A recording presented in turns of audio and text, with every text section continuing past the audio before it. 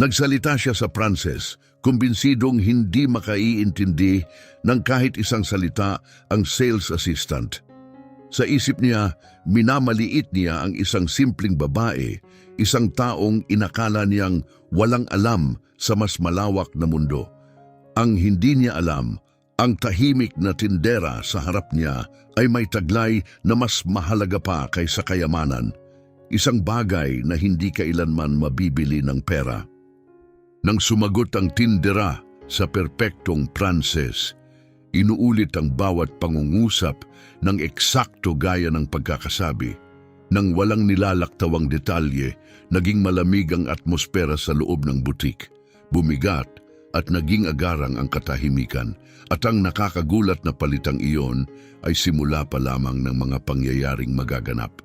Unang pumasok si Ana Rita sa tindahan sa isang tila pangkaraniwang Lunes. May kupas na backpack sa kanyang balikat at may ngiting hindi naghahanap ng pag-apruba kaninuman. Isa ang butik sa pinaka-prestihiyoso sa lungsod. Nagtatampok ito ng mga inangkat na damit, bihirang pabango, at malambot na ilaw na nagbibigay ng gintong kintab sa bawat sulok. Isa iyong lugar kung saan ang mga costumer ay hindi lamang bumibili, kundi nais ding mapansin. Mabilis na natuklasan ng mga empleyado ang isang dinakasulat na patakaran roon. Habang mas hindi ka kapansin-pansin, mas malaki ang tsansa mong magtagal. Naunawaan ni Ana Rita ang aral na yon sa kanyang unang araw pa lamang. Gayunpaman, pinili niyang bigyang ibang kahulugan ang patakaran. Habang nakatuon ang kanyang mga katrabaho sa pagiging maayos at elegante ang hitsura, nakatuon naman siya sa pagmamasid at pag-unawa. Pinag-aralan niya kung paano tumatakbo ang tindahan. Napansin niya kung aling mga produkto ang nananatiling hindi nagagalaw sa mga estante. Pinagtuunan niya ng pansin kung aling mga kliyente ang palaging bumabalik. Natukoy rin niya ang mga umuuwi ng bigo. Sa unang linggo niya, nang hindi ipinapaalam kaninuman, maingat niyang inayos muli ang seksyon ng mga aksesorya. Napakaliit ng pagbabagong iyon na tanging ang lubos na pamilyar sa ayos ng tindahan ang makakapansin. Gayunman, kapansin-pansing tumaas ang benta sa bahaging iyon. Hindi matukoy ng manager na si Teresa ang dahilan ng pagbuti, gayunpaman hindi siya nagtanong. Wala si Ana Rita ng uri ng kagandahang nagpapahinto sa usapan kapag pumapasok sa isang silid. 42 taong gulang siya, laging nakatali ang buhok, maikli ang mga kuko at hindi nagsusuot ng alahas. Kapag nakatabi ang ibang mga tindera na maingat ang makeup, banayad ang pabango at sanay mang-akit ng costumer sa pamamagitan ng hitsura, tila siya ay hindi nababagay. Alam iyon ng kanyang mga kasamahan. May ilan sa kanilang sinisigurong maramdaman niya ang pagkakaibang iyon. "Saan ka nagtrabaho dati?" tanong ni Carlos, ang pinakabeteranong salesman sa koponan, habang nagpapahinga sila sa ikatlong araw niya. "Sa ibang bansa," simpleng sagot niya. "Saan sa ibang bansa? Sa probinsya?" Biro nito. "Sa labas ng bansa," paglilinaw niya habang itinataas ang tasa ng kape. Napatawa si Carlos nang alanganin, inaakalang siya'y nagmamalabis. Hindi na nagbigay pa ng paliwanag si Ana Rita. Ang hindi alam ng lahat at wala pa siyang balak ibunyag, ang kanyang kupas na backpack ay nakalibot na sa mga paliparan sa 3 magkakaibang kontinente. Ang mga payak niyang kamay, walang singsing at palamuti, ay minsan nang lumagda sa mga ulat na sinuri ng mga ehekutibo sa Paris. Ang maingat niyang neutral na punto ay nagtatago ng mga taong ginugol sa malayong lugar mula sa lungsod na iyon. Tinanggap niya ang trabahong iyon para sa isang tiyak na layunin. Ngunit hindi pa dumarating ang oras upang ipaliwanag iyon. Isang hapon, sa ikalawang linggo niya, huminto siya habang nagtitiklop ng mga inangkat na scarf. Lumipat ang kanyang tingin sa pangunahing display window. Ilang segundo siyang nanatiling nakatitig, na tila nagkakalkula ng mga numero sa isip. Pagkatapos, kumuha siya ng maliit na itim na kuwaderno mula sa bulsa at may isinulat. "Ano yan?" tanong ni Fernanda, ang katrabahong nasa tabi niya. "Wala," mahinahong sagot ni Ana Rita, "nota lang." Sumilip si Fernanda sa display window ngunit wala siyang nakitang problema. Kumibit balikat siya at nagpatuloy sa gawain. Ang nakasulat sa nota ay pangunahing display na kaharap laban sa daloy ng costumer, premium na produkto hindi agad nakikita sa pagpasok, tinatayang pagbaba ng visibility. 40%. Walang ibang nakakita ng nota, walang nagtanong. Ibinalik niya ang kwaderno sa kanyang bulsa. Iyon ang kanyang paraan, nagmamasid muna bago magsalita. Nangangalap ng impormasyon bago kumilos. Natutunan niya sa pinakamahirap na paraan na ang maagang pagpapakita ng kakayahan sa maling kapaligiran, sa maling mga tao, ay maaaring magdulot ng mataas na kapalit. Kaya pinili niya ang maghintay. Habang naghihintay, tinutulungan niya ang mga costumer ng may antas ng atensyong bihira na sa tindahang iyon. Maingat niyang pinakikinggan ang kanilang mga salita. Pinapansin din niya ang mga bagay na hindi nila sinasabi. Nauunawaan niya kapag ang isang babae ay pumapasok upang maghanap ng katiyakan, hindi lamang damit. Nararamdaman niya kapag ang isang inang namimili para sa anak ay higit na nangangailangan ng empatiya kaysa sa mapanghikayat na taktika sa pagbebenta. Ang mga costumer na kanyang pinagsilbihan ay paulit-ulit na bumabalik. Napansin iyon ni Teresa, ngunit sa halip na purihin si Ana Rita, nakaramdam siya ng pagkailang. May kakaiba sa bagong empleyada na hindi niya lubos maunawaan. Mahusay itong magtrabaho, ngunit hindi ito akma sa imaheng nais ng tindahan. At ang mga manager tulad ni Teresa sa mga lugar na tulad ng butik na iyon ay mas pinahahalagahan ang pagsunod sa hulma kaysa sa likas na talento. Isang Huwebes ng hapon, bumukas ang pinto sa paraang nagpapahiwatig ng isang taong sanay na pinagbubuksan. Itinaas ni Ana Rita ang kanyang ulo. Sa isang iglap, napakapino na tanging mapanuring mata ang makakapansin. Bahagyang nagbago ang kanyang ekspresyon. Ang babaeng pumasok ay naglakad ng may kumpiyansa. Gayunpaman, ang kanyang mga mata ay dumaan sa mga istante ng hindi tunay na tumitigil sa alinmang bagay. Hindi siya mukhang naghahanap ng kasuotan. Parang may hinahanap siyang tao. Ang singsing sa kanyang daliri ay umikot ng 2 beses sa kapangatlo nang hindi niya namamalayan. Ang security guard sa entrada ay nabigyan lamang ng isang maikli at hungkag na tingin na para bang naglaho ito sa silid. Ang designer handbag na dala niya na sapat ang halaga upang makabili ng second-hand na kotse ay bahagyang nakasarang pahilis. Isang maliit na detalye, ngunit madalas na nakikita kapag may umalis ng bahay na may iniisip. Hindi siya naparoon upang mamili. Agad nakilala ni Ana Rita kung sino ang babae, at sa linaw ng isang taong nakaranas na ng ganitong mga sitwasyon, naunawaan niyang ang hapon ay magiging mas komplikado. Si Luciana Martinez ay hindi basta pumapasok sa mga lugar. Gumagawa siya ng isang pagpasok. Ang kaibahan ay banayad ngunit malinaw sa sinumang sanay makitungo sa mga taong may ganoong katayuan. Hindi lamang ito dahil sa damit na suot niya na mas mahal pa kaysa sa kinikita ng sinumang empleyado roon sa loob ng isang buwan, ni hindi lang dahil sa pabangong nauuna pa sa kanya bago siya magsalita. Ito ay ang kanyang tindig. Dala niya ang sarili ng may ganap na katiyakan na para bang ang bawat espasyo ay likas na pag-aari niya. 48 taong gulang siya, may maitim na buhok na walang kapintasan ang pagkakaayos. Ang kanyang ngiti ay tila isang senyales. Kapag ngumiti si Luciana, dapat kang maging handa. Asawa siya ni Eduardo Martinez, ang may-ari ng isang corporate group na nagpapatakbo sa 4 na estado.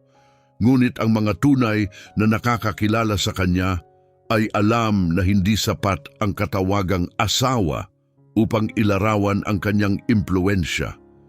Maingat niyang pinamamahalaan ang pampublikong imahe ng pamilya.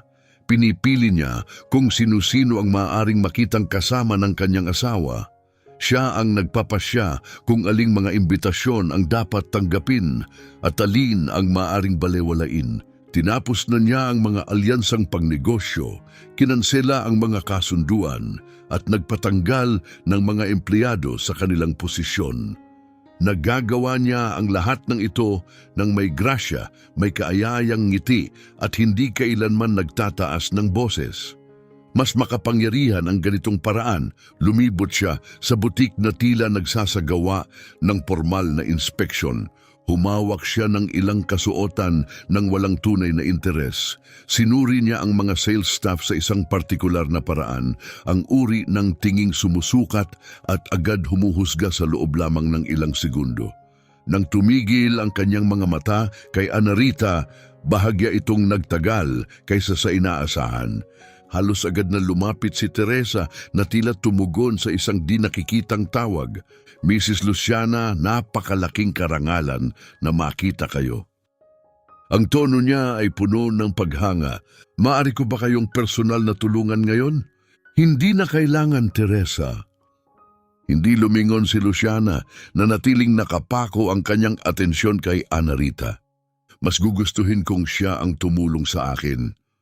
Lumapit si Anarita sa mahinahong hakbang, walang pagmamadali at walang labis ng ngiting madalas ipinapakita ng ibang tindera sa harap ng mayayamang kliyente. Magandang hapon, kalmado niyang sabi. Paano ko po kayo matutulungan ngayon? Hindi agad sumagot si Luciana. Kumuha siya ng scarf mula sa display, saglit na sinuri ang tela at saka ibinalik iyon sa estante ng may bahagyang pagwawalang bahala. Ang ganitong uri ng produkto, mabagal niyang sabi habang sinusuri ang tela sa pagitan ng kanyang mga daliri, ay nangangailangan ng isang may pino at sanay na mata upang maipayo ng tama. Nakapagtrabaho ka na ba dati sa larangan ng luxury fashion? Hindi iyon tunay na tanong, isa yung pambungad na hakbang. Agad na nakilala ni Anarita ang padron. Opo, nakapagtrabaho na, mahinahon niyang sagot nang hindi na nagdagdag pa ng detalye. Bahagyang tinaas ni Luciana ang isang kilay. Sanay siya sa mas mahahabang paliwanag. Sa mga alanganing tinig na labis na nagsisikap na mapahanga siya. Sumulong ang pagsusuri sa maliliit at sinasadyang hakbang, gaya ng lagi niyang ginagawa. Nagsimula si Luciana sa banayad na mga puna tungkol sa mga paninda, sa kalumipat sa paghahambing sa mga European designer na inaakala niyang hindi pa naririnig ng karamihan sa mga empleyado. Pamilyar si Anarita sa bawat isa sa kanila. Sumagot siya ng tama at may kumpiyansa, ngunit walang yabang o pagpapakitang gilas. Hindi niya sinubukang patunayan ang anuman. Ang ganong kapanatagan ay mas nakairita kay Luciana kaysa sa isang lantad na pagkakamali. Kaya binago niya ang kanyang paraan. Unti-unti, lumipat siya sa Pranses. Hindi biglaan ang pagbabago, estratehiko yun. Unay isang salita, saka isa pa, na tila natural na sumingit sa usapan. Di naglaon, bumubuo na siya ng buong pangungusap na nakatuon kay Anarita. Sapat ang lakas upang marinig ng ibang empleyado ang tono, kung hindi man ang kahulugan. May bahid ng lihim na aliw ang kanyang tinig. Parang may pribadong biro na siya lamang ang nakakaalam. Sa Pranses, sinabi niyang ang tindera ay mukhang hindi pa nakalalabas kailanman sa hangganan ng lungsod. Nagkomento siya na may mga taong isinilang upang maglingkod at hindi tunay na mauunawaan ng mundo ng mga sanay na paglingkuran. Idinagdag pa niyang bihira ang tunay na talento sa mga posisyong tulad niyon. Sa kalagitnaan ng isang pangungusap, bahagya niyang ibinaling ang ulo kay Teresa. Isang mabilis at halos di mapansing sulyap, ngunit malinaw ang ibig sabihin. Nakikita mo ba? Agad na ibinaba ni Teresa ang kanyang mga mata. Muling hinarap ni Luciana si Ana Rita, may bahagyang ngiti, ang uri ng ngiting nakakasugat kahit hindi ipinapakita ang mga ngipin. Sa kabilang panig ng tindahan, abalang-abala si Carlos sa pag-aayos ng display, kunwaring walang naririnig. Nakatitig si Fernanda sa mga tiles ng sahig na para bang binibilang ang mga ito. Pinilit ni Teresa ang isang manipis ng ngiti ngunit hindi nagtangkang mamagitan. Matiyagang naghintay si Ana Rita hanggang sa matapos magsalita si Luciana. Pagkatapos ay sumagot siya sa Pranses, elegante, matatas at perpektong timplado. Ipinakita niyang naunawaan niya ang bawat salita. Sa magaan at kalmadong paraan, marahang itinuwid niya ang isang maliit na ekspresyong maling na gamit ni Luciana. Ipinaliwanag niya ang mas tumpak na termino at saka idinagdag sa kaparehong pantay na tono na parang nag-uusap lamang tungkol sa panahon, bagaman siyempre may sarili ring alindog ang pagiging di formal kung minsan. Nabingi sa katahimikan ng butik, biglang napaangat ang ulo ni Carlos. Dahan-dahang nagbuga ng hininga si Fernanda na kanina pa pala niya pinipigilan. Bahagyang nabuka ang mga labi ni Teresa sa pagkabigla. Hindi umatras si Luciana, hindi bahagi ng kanyang pagkatao ang pag-urong, ngunit may kumislap sa kanyang mukha, napakabilis, na maaaring hindi mapansin. Hindi iyon kahihiyan, ito ay kamalayan. Nakaharap siya sa isang taong malinaw na hindi nababagay sa papel na ginagampanan nito. At para kay Luciana, hindi iyon kahanga-hanga. Mapanganib yun, muli siyang ngumiti ang parehong kontrolado at ensayadong ekspresyon. Kay interesante, sabi niya sa Portuges, talagang napaka-interesante.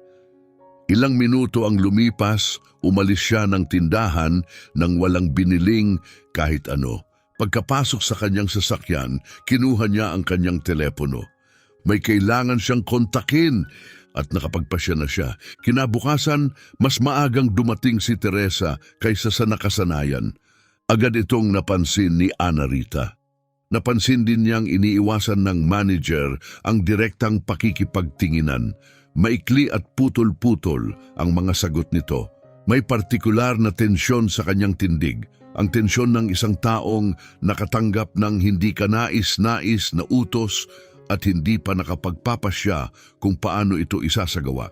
Mabigat ang atmosfera sa buong araw. Ang mga katrabahong dati kaswal na nakikipag-usap kay Ana Rita tuwing break ay dumistansya. 2 beses siyang dinaanan ni Carlos nang hindi man lang bumati. Sadyang binago ni Fernanda ang kanyang ruta upang maiwasan ang seksyon kung saan naka-assign si Ana Rita. Kaunting impormasyon lamang ang kailangan ni Ana Rita upang maunawaan ang sitwasyon. May tinawagan si Luciana. Ang hindi niya alam ay ang eksaktong nilalaman ng usapan. Ni hindi niya alam kung sino-sino pa bukod kay Teresa ang nakontak. Gayunpaman, pamilyar sa kanya ang padron. Nakita na niya ito noon. Isang makapangyarihang tao ang tatawag, maghahagis ng bahagyang pagdududa, magpapahiwatig ng isang problemang wala naman talaga, at pagkatapos ay hahayaan ang hinala na kusang kumalat. Hindi kailangan ng ebidensya. Minsan, sapat na ang pagdududa. Bandang hapon, ipinatawag ni Teresa si Ana Rita sa opisina. Masikip ang silid, may salaming mesa at 2 simpleng upuan. May bahagyang amoy ng lumang kape sa hangin. Nanatiling nakatayo si Teresa, isang detalye pa lamang na nagsiwalat na ng tonong nais niyang itakda. Ana Rita, kailangan kitang makausap ng tapat. Ayos lang, sagot ni Ana Rita habang umuupo. May natanggap akong feedback tungkol sa serbisyo mo kahapon. Maingat na pinili ni Teresa ang kanyang mga salita na parang tumatawid sa manipis na yelo.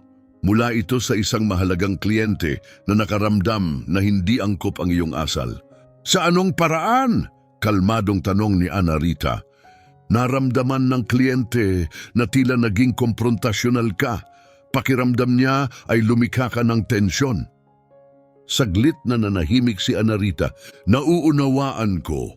pantay niyang sabi. At personal mo bang sinasang-ayunan ang interpretasyong iyon? Nagatubili si Teresa. Ang maikling paghintong iyon ang pinakatapat na sagot na naibigay niya sa buong pagpupulong. Ang masasabi ko lamang, maingat niyang ipinagpatuloy, ay may malalapit na ugnayan ang kliyenteng ito sa mga taong napakahalaga sa tindahang ito.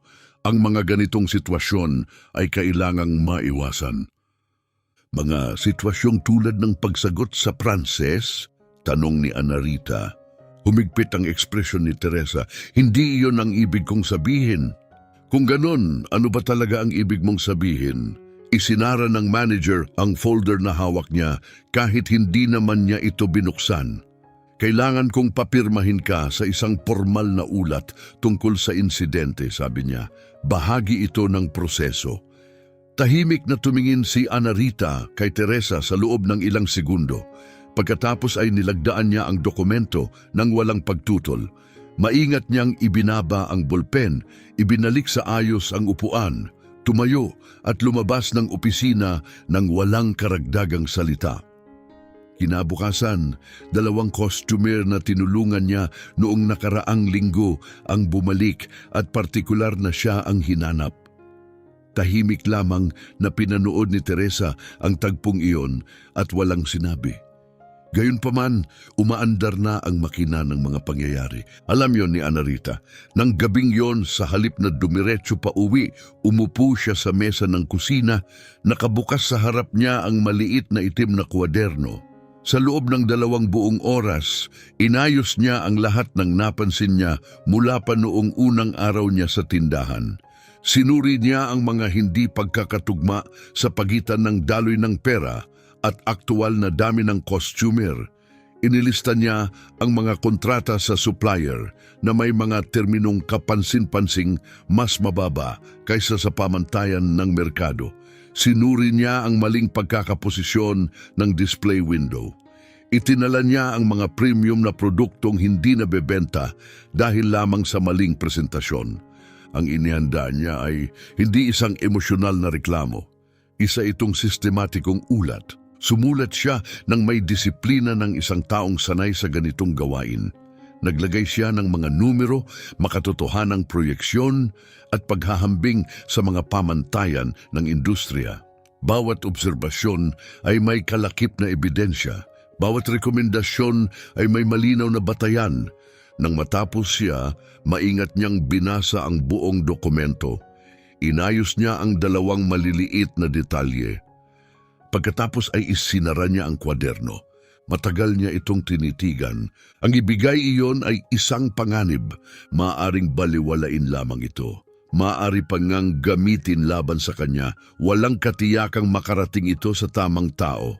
At kung makarating man sa maling sandali, maaari nitong pabilisin ang mismong bagay na sinusubukan niyang pigilan. Ngunit ang hindi pagbibigay nito ay isa ring desisyon. At ang desisyong iyon ay may kapalit na hindi niya kayang tanggapin. Kinabukasan, dumating si Anarita sa tindahan na ang ulat ay nasa loob ng isang payak at walang markang sobre. Lumapit siya sa receptionist at hiniling na ibigay iyon ng direkta kay Ginoong Eduardo Martinez. Hindi sa assistant, hindi sa sekretarya, sa kanya mismo. Sinuri ng receptionist ang sobre, saka tumingin kay Anarita ng may pagtataka. Hindi siya madalas pumunta rito, sabi nito. Alam ko, mahinahong tugon ni Anarita. Kapag dumating siya, pakisigurong matanggap niya ito. Bumalik siya sa kanyang seksyon, inayos ang mga display, tumulong sa 3 customer, ngumiti kung kinakailangan, at naghintay. Makalipas ang 2 araw, pagpasok niya sa kanyang shift, napansin niya ang isang liham na nakapatong sa mesa ni Teresa. Hindi niya ito binuksan, ngunit malinaw niyang nakita ang logo sa sulok. Sa Martinez Group iyon. 10:00 ng umagang iyon, muli siyang ipinatawag ni Teresa sa opisina. Hindi pamilyar ang ekspresyon sa mukha ng manager, hindi iyon galit, kundi pagkabalisa. Ang posisyon mo rito, panimula ni Teresa, dahan-dahang pinipili ang mga salita ay maaaring magbago sa malapit na hinaharap. Hindi nagtanong si Ana Rita kung magiging positibo o negatibo ang pagbabagong iyon. Gayunpaman, naramdaman niyang nag-iba ang tibok ng kanyang puso. Lumabas siya ng opisina nang walang paglilinaw. Maaaring magbago ang posisyon mo rito sa malapit na hinaharap. Maaaring ibig sabihin ay matatanggal siya. Maaaring iba ang kahulugan. Walang ibinigay na karagdagang paliwanag si Teresa. Walang tono na makapagbibigay ng direksyon sa interpretasyon, walang takdang panahon, walang malinaw na patutunguhan. At alam ni Ana Rita na kung minsan mas mabigat ang kawalang katiyakan kaysa sa masamang balita. Kapag kulang ang sagot, ang isipan ang lumilikha ng pinakamasamang posibilidad. Bumalik siya sa sales floor. Muli niyang inayos ang seksyon ng mga scarf kahit maayos na ito. Tinupi niyang muli ang mga bagay na hindi naman kailangang tupiin. Kailangan niya ng galaw, isang bagay na magagamit ng kanyang mga kamay habang inaayos ng kanyang isip ang mga iniisip. Hapon na nang muling dumating si Luciana. Hindi iyon oras ng dagsa ng mamimili. Mag-isa siyang dumating. Mabagal siyang pumasok, naglakad sa loob ng butik at binati si Teresa ng dalawang mahahabang halik sa pisngi. Ang uri ng pagbating nagpapahiwatig ng kapangyarihan, hindi ng lambing. Pagkatapos ay gumala ang kanyang tingin sa buong silid hanggang sa tumigil ito kay Ana Rita. Nang magtagpo ang kanilang mga mata, ngumiti si Luciana. Ngiti iyon ng isang taong kumbinsidong siya na ang nagwagi. Hindi ibinaba ni Ana Rita ang kanyang mga mata. Hindi niya ibinalik ang ngiti. Nagpatuloy siya sa pag-aayos ng display ng may dati niyang kapanatagan. Ngunit sa loob, may tahimik na tensyong humigpit. Nanatili si Luciana ng humigit kumulang 20 minuto. Wala siyang binili. Malapit sa counter, mahina siyang nakipag-usap kay Teresa, mababa at kontrolado ang tinig. Bago umalis, dumaan siya sa seksyon ni Ana Rita at nagsabi nang hindi humihinto at halos parang kinakausap lamang ang sarili. May mga taong napagkakamalang kakayahan ang kayabangan, kay lungkot naman. Hindi siya naghintay ng tugon. Nasa kabilang panig ng estante si Carlos at narinig ang bawat salita. Nanatili siyang tahimik, ngunit bahagya siyang umurong na tila gustong ipakitang wala siyang nais kinalaman sa anuman. Dahan-dahang huminga si Ana Rita. Ibinaba niya ang natuping scarf sa estante at naglakad patungo sa banyo. Tumayo siya sa harap ng salamin sa loob ng 2 buong minuto. Hindi siya umiyak. Hindi iyon tungkol sa luha. Isa lamang iyong paghintong hinihingi ng katawan kapag nagsisimulang maipon ng presyon. Pagkatapos ng maikling sandaling iyon, bumalik siya sa sales floor. Kinabukasan, pagdating niya sa trabaho, agad niyang naramdaman na may kakaiba. Hinalughog ang kanyang drawer, walang nawawala o kahit papaano wala siyang malinaw na mapapatunayan. Ngunit hindi na ito gaya ng dati ang pagkakaayos. May naghalungkat ng kanyang drawer. Wala roon ang maliit na itim na kwaderno. Hindi siya kailanman naging pabaya para iwan iyon sa loob. Ngunit may isang mahalagang bagay siyang naunawaan. Ang sinumang naghalungkat ng kanyang mga gamit ay iyon ang hinahanap. 11:00 ng umagang iyon, muli siyang ipinatawag ni Teresa sa opisina. Sa pagkakataong ito, may isa pang tao sa loob. Isang babae mula sa Human Resources, isang taong hindi pa niya nakikita kailanman ang nakaupo sa mesa. May manipis na folder sa harap nito at nakahanda na ang ballpen sa kanyang kamay. Diane, kailangan nating formalisahin ang ilang bagay, sabi ng kinatawan ng HR. Binuksan niya ang folder. Bago ang mga papeles ng pagtanggal, may ibang dokumento muna, isang internal report. Nakasaad doon na may nawawalang high-value item sa inventaryo noong unang bahagi ng linggong iyon. Ayon sa mga nakasulat na pahayag ng ilang empleyado, di umano'y nakita si Diane malapit sa isang restricted area sa labas ng kanyang naka-schedule na oras. Maingat at hindi minadali ni Diane ang pagbabasa ng bawat linya.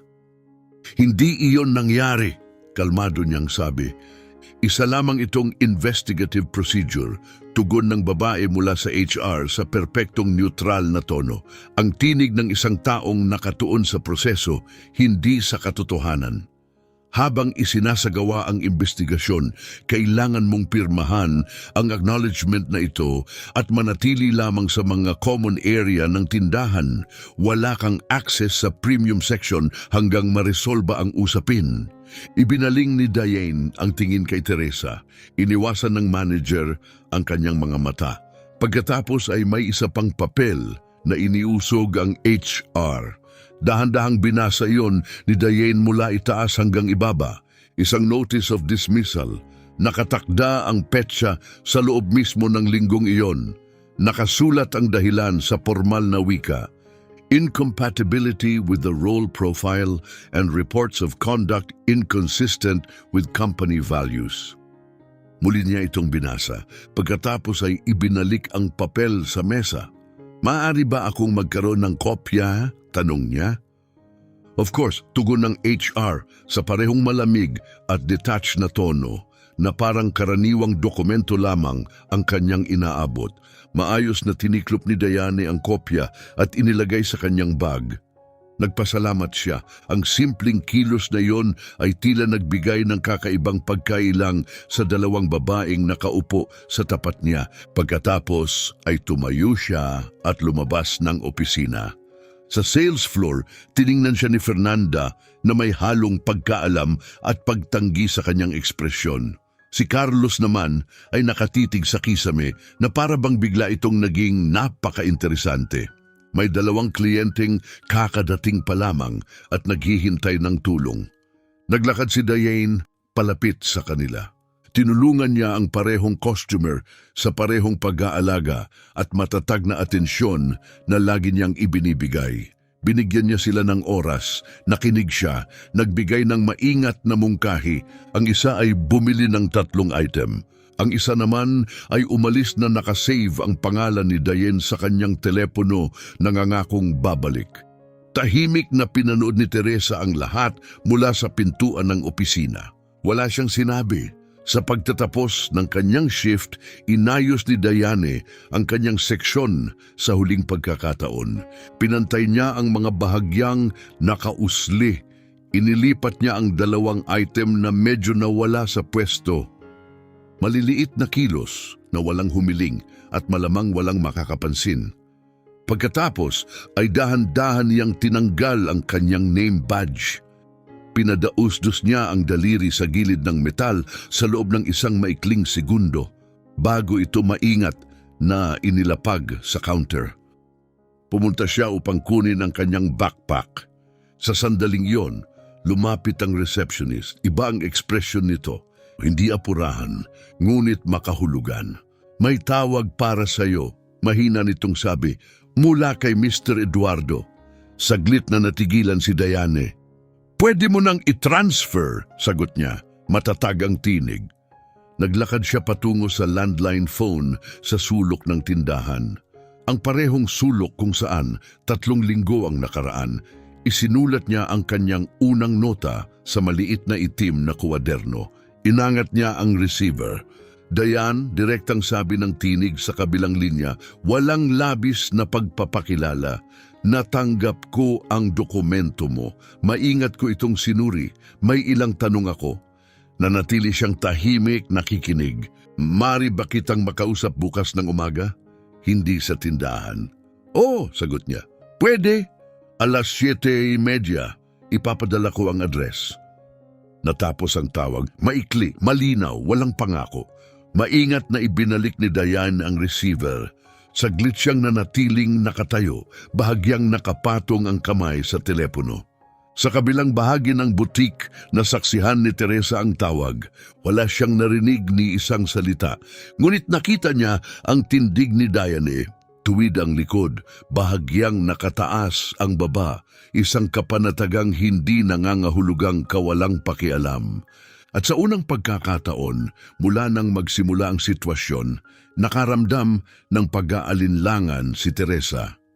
Ang address na ipinadala ni Eduardo ay patungo sa isang maliit at hindi kapansin-pansing cafe 3 blok mula sa downtown.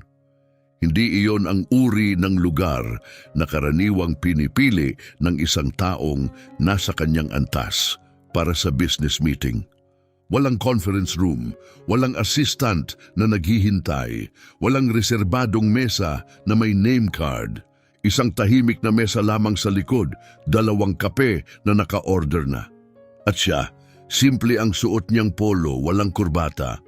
Sa harap niya ay may manipis na folder, kaparehong estilo ng nakita ni Diane sa mga lumang litrato ng kumpanya noong mga unang taon nito.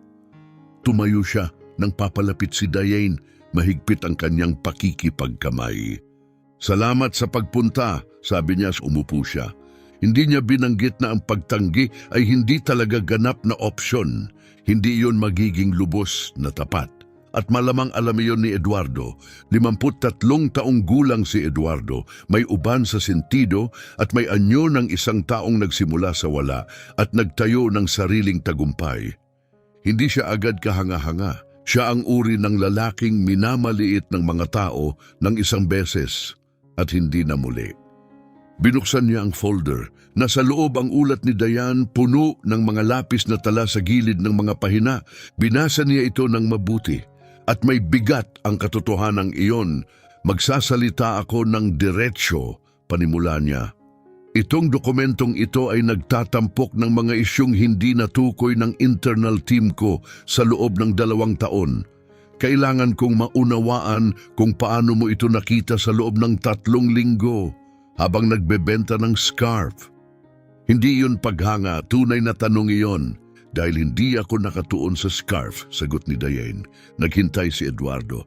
"Nagtrabaho ako ng 8 taon bilang consultant para sa mga luxury brand sa Europa." Kalmado niyang ipinagpatuloy. "Natuto akong suriin ang operasyon sa pamamagitan ng pagtukoy ng inefficiencies, daloy ng customer, pagkakalagay ng produkto, tunay na margin kumpara sa perceived margin.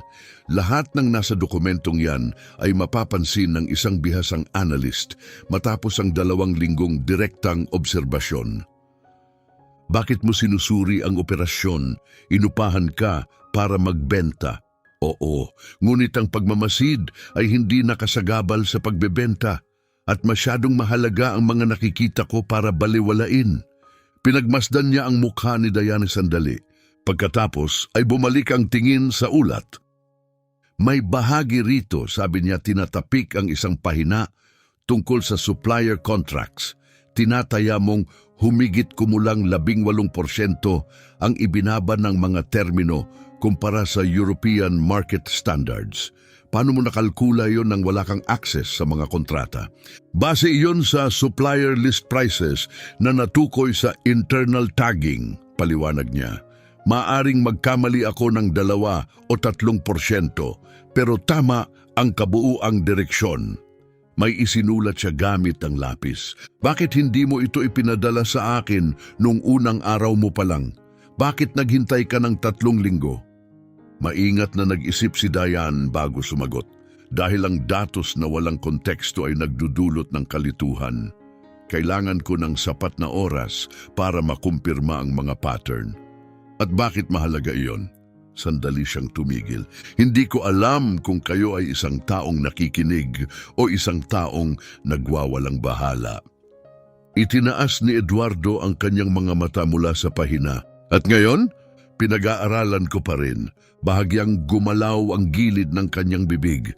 "Alam mong ang asawa ko ang humiling ng pagtanggal mo," sabi niya. "Hindi yun tanong." "Opo," sagot ni Diane. "At ipinadala mo pa rin ang ulat." "Eksakto dahil doon." Nanatiling tahimik si Eduardo, Sandali pa, bumalik ang kanyang mga mata sa pahina tungkol sa supplier contracts. Walang sinabi si Diane, ngunit pareho nilang nauunawaan na kung susuriing mabuti ang mga numerong iyon at ihahambing sa mga pangalang nasa likod ng ilang supplier, hindi bababa sa 2 kontrata ang hahantong sa isang pamilyar na pangalan. Dahan-dahang isinara ni Eduardo ang folder. Ipinatong niya ang magkasalikop na braso sa mesa at pinagmasdan siya ng may bagong uri ng pagtuon. Hindi na iyon ang tingin ng isang lalaking sinusuri ang mga kredensyal. Iyon ang tingin ng isang taong sinusubukang unawain ang taong nasa harap niya. Ano ba talaga ang gusto mo? Diretsahan niyang tanong, walang paglalambing sa salita. Nais kong magtrabaho sa isang hamon na tunay na mahalaga, agad niyang sagot. Hindi siya umiwas ng tingin. Ang paglawak ng kumpanya ninyo sa Europa ay may mga istruktural na kahinaan. Kung hindi yon maaayos, magiging magastos ito sa loob ng susunod na 2 taon. Kilala ko ng mabuti ang merkadong iyon. May mga profesional akong ugnayan doon na inabot ng dekada bago mabuo. At gaya ng nakita ninyo, kaya kong tukuyin ang mga problema bago pa sila maging pagkalugi sa pananalapi. Iniaalok mo ang iyong expertise, sabi niya. Ipinapaliwanag ko kung ano ang kaya kong gawin, kung ano ang pipiliin ninyong gawin sa impormasyong yon ay ganap na nasa inyo. Bumagsak ang katahimikan sa pagitan nila. Saglit na tumingin si Eduardo sa bintana ng kafe, pinagmamasdan ng kalsada sa labas. Pagkatapos ay bumalik ang tingin niya sa kanya. May corporate event sa loob ng 10 araw, sabi niya. Mga investor, strategic partners, ilang international clients. Sinundan yon ng sinadyang paghinto. Dadalo ang asawa ko, dagdag niya. Gusto kitang naroon din. Tahimik na naghintay si Ana Rita. Hindi ako nangangako, pantay niyang pagpapatuloy. Susuriin ng finance team ko ang mga numero mo ngayong linggo. Kung mananatiling tama ang pagsusuri mo, mag-uusap tayo muli bago ang event. Kung hindi, isa lamang itong makabuluhang pag-uusap at ituturing kong ako ang taya sa kape. Makatarungan yon. Isa rin itong maayos na paraan ng pagsasabing hindi pa siya nakapagpapasya.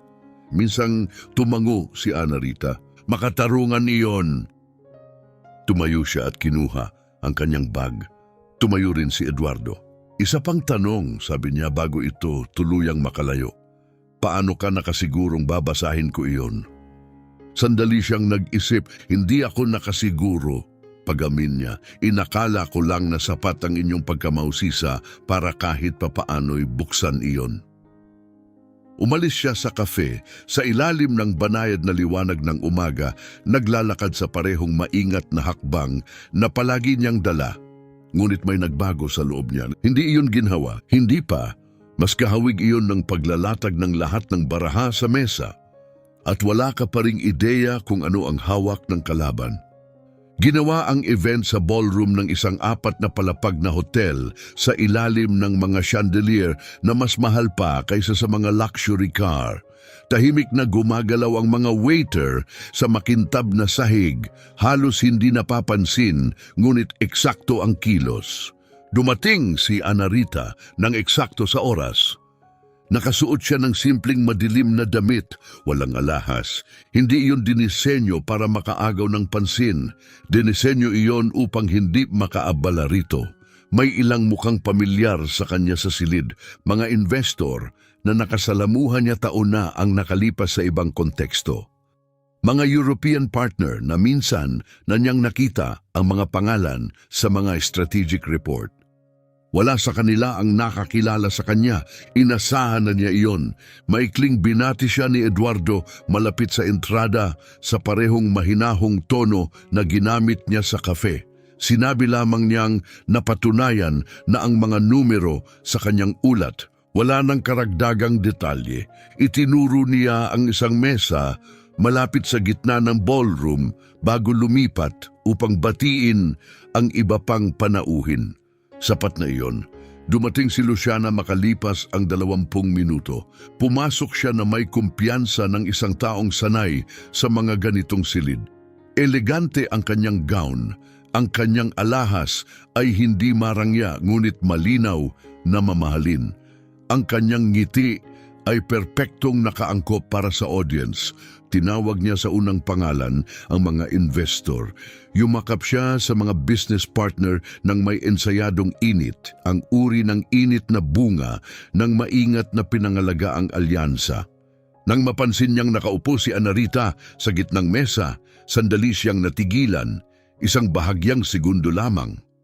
Pagkatapos ay nagpatuloy siya sa pagngiti, ngunit humigpit ang ngiti, halos hindi mahalata, ngunit malinaw.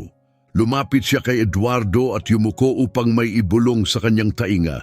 Nakinig siya bahagyang tumango at walang isinagot. Nanatili ron si Luciana ng ilang sandali pa, ngunit nakabaling na si Eduardo upang batiin ang isa pang bisita.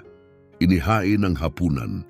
Magaan ang daloy ng mga usapan mula sa isang mesa patungo sa iba.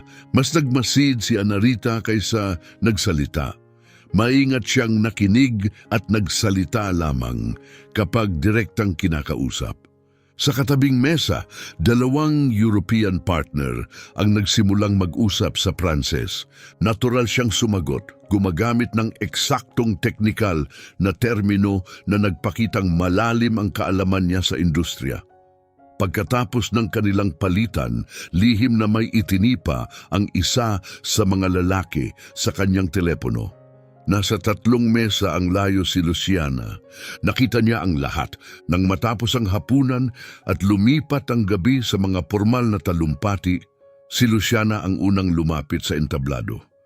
Sinunod niya ang inaasahang script, pasasalamat, bisyon, strategic positioning, mga sanggunian sa international growth.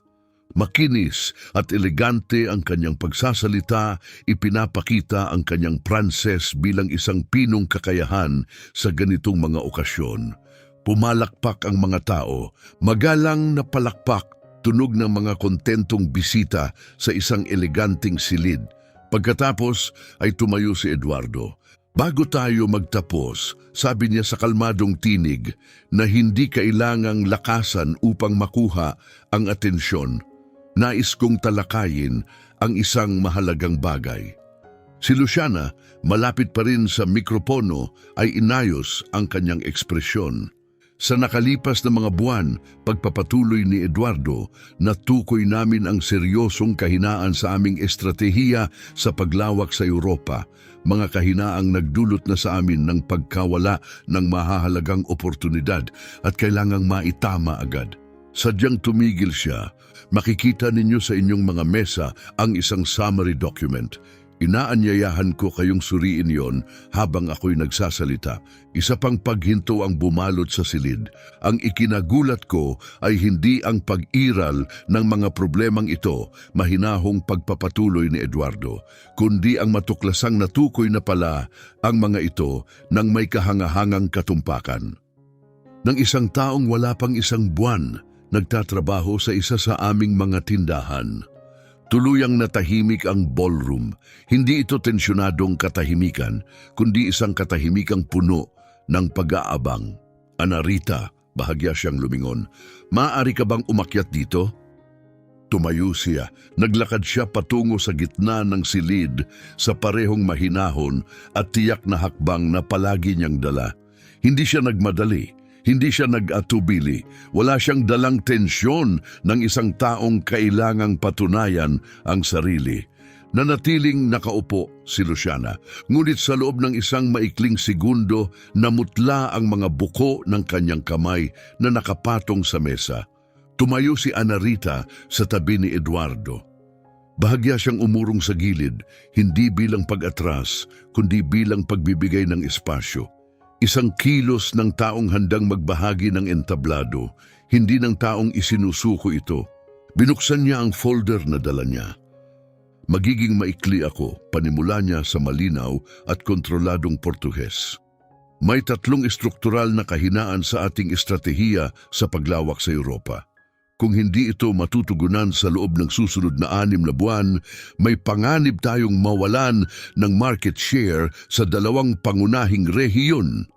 At seryoso siya ron, walang dramatikong introduksyon, walang palabas. Naglatag siya ng datos, mga comparative metric, mga financial projection.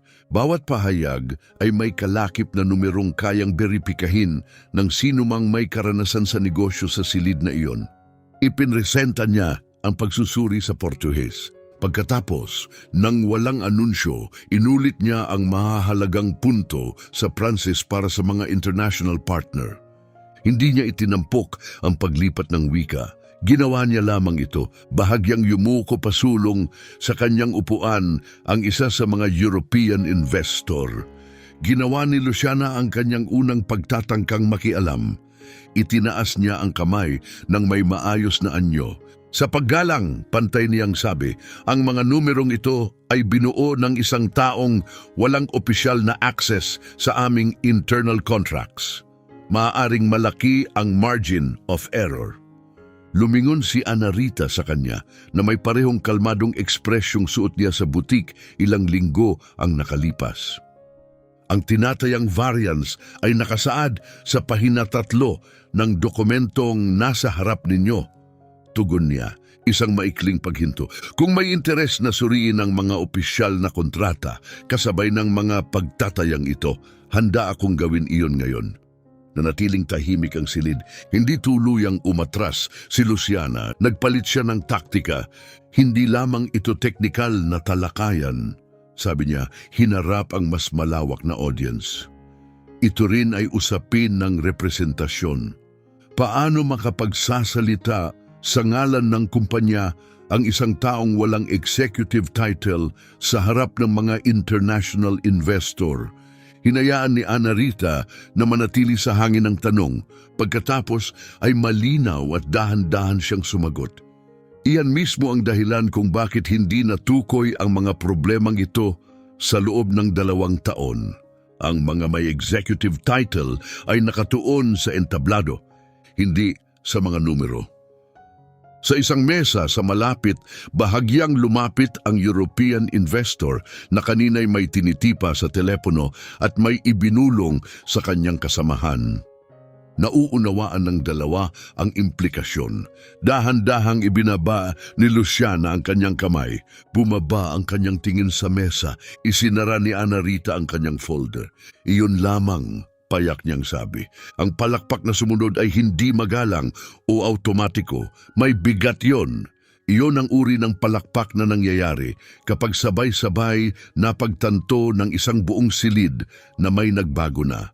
Pagkatapos ng event, unti-unting nagsiyalisan ang mga panauhin. Nakatayo si Ana Rita malapit sa isang mataas na bintana, may hawak na baso ng tubig, habang nagpapalitan ng pamamaalam ang mga tao. Lumapit sa kanya ang 2 European partner, hindi dahil obligasyon, kundi dahil sa tunay na profesional na interes. Halos 30 minuto silang nag-usap. Binanggit ng isa ang isang conference sa Lisbon sa Marso. Iminungkahi niyang magiging mahalagang dumalo siya ron. Isinulat niya ang contact information nito. Maagang umalis si Luciana bago tuluyang matapos ang gabi. Hindi siya lumapit kay Ana Rita. Wala siyang ginawang eksena. Lumakad siya palabas na may parehong pinong tindig na lagi niyang taglay. Maayos pa rin ang kanyang ekspresyon. Perpekto pa rin ang kanyang ngiti. Tanging ang tunay na nakakakilala sa ngiting iyon ang makakapansin na may ibang uri ng kawalan ito ng gabing iyon. Sa mga sumunod na araw, tahimik na naganap ang mga pagbabago gaya ng madalas mangyari sa mahahalagang pagbabago. Sa sumunod na linggo, iniharap ni Eduardo kay Ana Rita ang isang formal na alok. Hindi iyon posisyong hiniling niya sapagkat hindi siya kailanman tahasang humiling. Iyon ang posisyong lohikal na tumutugma sa sitwasyon. Director of European Expansion. Buong operational autonomy upang magsuri, makipagnegosasyon at baguhin ang mga kailangang itama. isang kompetitibong sahod, 70 araw upang maglatag ng komprehensibong strategic plan. Maingat niyang sinuri ang kontrata. Nagtanong siya ng 2 tiyak na katanungan tungkol sa saklaw ng kanyang decision-making authority. Nakakuha siya ng malinaw na sagot. Pagkatapos ay lumagda siya. Nalaman ni Teresa ang appointment sa pamamagitan ng corporate email kasabay ng buong staff ng tindahan. Ilang segundo niyang tinitigan ang screen. Pagkatapos ay isinara ang laptop at bumalik sa pagtulong sa isang kliyente. Si Carlos, na pinili ang katahimikan ng higit sa 1 beses sa mga linggong iyon, ay nagpadala ng maikling mensahe. "Pinaghirapan mo ito. Good luck." Sumagot siya ng simpleng salamat at inilagay ang telepono sa tabi. Samantala, ipinagpatuloy ni Luciana ang kanyang buhay gaya ng dati, ang apelyido, ang mga event, ang lifestyle, ang mga pagbating may kalkuladong init, ang parehong perpektong ngiti. Ngunit may isang bagay na fundamental ang nagbago at sa pagkakataong ito, permanente na. Ang mga investor na dati ay lumalapit kay Luciana upang pag-usapan ang negosyo ng kanyang asawa ay unti-unting nagsimulang direktang makipag-usap kay Eduardo. Ang mga European partner ay sumasagot pa rin sa kanyang mga email ng may paggalang, ngunit kapag si Ana Rita ang sumusulat, ang tugon ay dumarating ng mabilis at may malinaw na agarang interes. Walang pampublikong pagtatalo, walang opisyal na anunsyo, walang dramatikong kahihinatnan na ikinabit sa isang pangalan. Ang nangyari ay mas banayad at mas permanente. Unti-unti tumigil si Luciana sa pagiging mahalaga. At para sa isang taong ang pagkakakilanlan ay matagal nang nakasalalay sa pagiging hindi mapapalitan, ang tahimik na pagbabagong iyon ay mas mabigat kaysa sa anumang lantad na pagkatalo. Walang diamante, walang gala, walang ensayadong ngiti ang makakapagtago nito magpakailanman. Sinimulan ni Ana Rita ang kanyang bagong posisyon isang Lunes, dala pa rin ang parehong kupas na backpack sa kanyang balikat. Iba ang opisina, mas maluwang. May malapad na bintanang tanaw ang kalye, isang matibay na mesa, isang upuang hindi umiinggit o biglang tumatagilid. Ngunit dumating pa rin siya ng maaga, gaya ng dati. Nagtimpla siya ng kape. Binuksan niya ang isang itim na kwaderno bago iyon. Puno na ang nauna at nagsimula siyang magsulat. Ang naramdaman niya ay hindi tagumpay, mas tahimik pa roon. Isang matatag na pakiramdam na dumarating kapag ang isang bagay na matagal at mahirap ay sa wakas ay napunta sa tamang lugar. Hindi ginhawa, hindi pananabik, kundi ang payapang katiyakang nasa eksaktong lugar siya kung saan siya dapat naroon. Sa kanyang unang meeting kasama ang European team, tinanong siya ng isa sa mga analyst kung saan siya nagmula. Walang bahid ng paghamak sa tanong, puro kuryosidad lamang. Hindi akma ang kanyang background sa mga kategoryang nakasanayan nilang makita. Saglit niyang pinag-isipan ng sagot. Nagmula ako sa lugar kung saan natutunan ko na ang kakayahan ay hindi nangangailangan ng pahintulot. Pantay niyang sabi. Nangangailangan ito ng pasensya. Walang tumawa, walang nagpakita ng pagkabigla. 2 analyst ang isinulat ang kanyang sinabi. Nagpatuloy ang pulong. Ilang linggo ang lumipas. Sa isang tawag, kasama ang partner sa Paris, ang parehong partner na minsang tinukoy sa loob ng kumpanya bilang potensyal na panganib. Natapos ni Ana Rita ang isang kasunduan na hindi naisara ng mga external consultant sa loob ng 2 taon. Hindi siya umasa sa pressure. Hindi niya minanipula ang usapan, nauunawaan niya ang merkado, matatas niyang sinalita ang wika, at alam niya kung ano ang kailangang marinig ng kabilang panig upang umusad. Natanggap ni Eduardo ang ulat tungkol sa negosasyon isang Huwebes ng hapon. Maingat niya itong binasa. Pagkatapos ay nagdagdag siya ng maikling tala sa gilid, nakasulat sa lapis, gaya ng kanyang nakasanayan. 2 salita lamang ang nakasulat, as expected. Hindi iyon nakita ni Ana Rita. Hindi na niya kailangan. Ang naunawaan niya, at tahimik na pinatunayan ng panahon ay ang tunay na class ay walang kinalaman sa wikang sinasalita mo. Hindi ito tinutukoy ng apelyido, ng kasuotan o ng silid kung saan ka binabati ng may paghanga. Ipinapakita ang class sa kung ano ang ginagawa mo kapag walang nakatingin. At sa kung sino ka pa rin kapag lahat ay nakatingin. Isinara ni Anarita ang pulong. Bumalik siya sa kanyang mesa. Binuksan niya ang itim na kwaderno. Isinulat niya Paris, meeting 8 o'clock. Pagkatapos ay isinara niya iyon. Mahinang umaling-aungaw ang tunog ng metal clasp sa tahimik na opisina. Umalis siya, ang parehong kupas na backpack ay nasa kanyang balikat. Tuwid ang hakbang, hindi nagbago. Parang hindi pa rin lubos na alam ng mundo kung sino siya. At parang sa kaibuturan, hindi iyon kailanman ang punto. Sa huli, ang kwento ay hindi kailanman tungkol sa pagsasalita ng Pranses. Ito ay tungkol sa pagmamaliit. May isang taong naniwalang siya ay nakahihigit sa iba. Sa katotohanan, nabigo lamang siyang tumingin ng mas mabuti. Ang pinakamalakas na boses sa silid ay hindi laging ang pinakamarunong. At ang taong tahimik na nagtatrabaho ay kadalasang siyang may pinakamalayong tanaw. Ngayon, tatanungin kita, naranasan mo na bang maliitin at pagkatapos ay nagulat ang lahat sa iyong nagawa? Kung nakaantig sa iyo ang kwentong ito, mag-like ka at ibahagi sa mga komento kung ano ang gagawin mo kung ikaw ang nasa kanyang lugar.